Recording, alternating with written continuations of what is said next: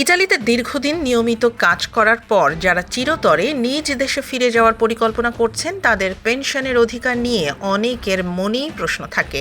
ইতালির বসিফিনি আইন অনুযায়ী ইউরোপীয় ইউনিয়নের বাইরের দেশগুলোর নাগরিকরা ইতালিতে কমপক্ষে 5 বছর বৈধভাবে কাজ করলে এবং কন্ট্রিবিউশন জমা দিলে দেশে ফেরার পর পেনশন সুবিধা পেতে পারেন। পেনশন পাওয়ার ক্ষেত্রে দুটি বিষয় লক্ষ্য রাখা জরুরি। প্রথমত, যারা 1996 সালের 1 জানুয়ারির পর কাজে যোগ দিয়েছেন তারা 66 বছর পূর্ণ হলে বার্ধক্য পেনশন বা পেনশনে দি ভেকিয়াইয়া পাওয়ার অধিকারী হবেন।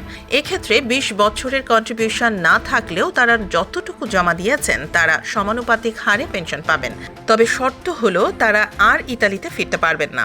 দ্বিতীয়ত, যারা 1996 সালের আগে কাজ শুরু করেছিলেন তাদের ক্ষেত্রে 66 বছর বয়স হওয়ার পাশাপাশি অন্তত 20 বছরের কন্ট্রিবিউশন জমা থাকা বাধ্যতামূলক। ইতালিতে আপনার কষ্টার্জিত কন্ট্রিবিউশন বা পেনশনের টাকা দেশে বসেও পাওয়া সম্ভব যদি আপনি সঠিক নিয়মগুলো জানেন। ইতালির পেনশন এবং শ্রম আইন সংক্রান্ত আরও তথ্যের জন্য আমাদের পেজটি ফলো করুন। ধন্যবাদ।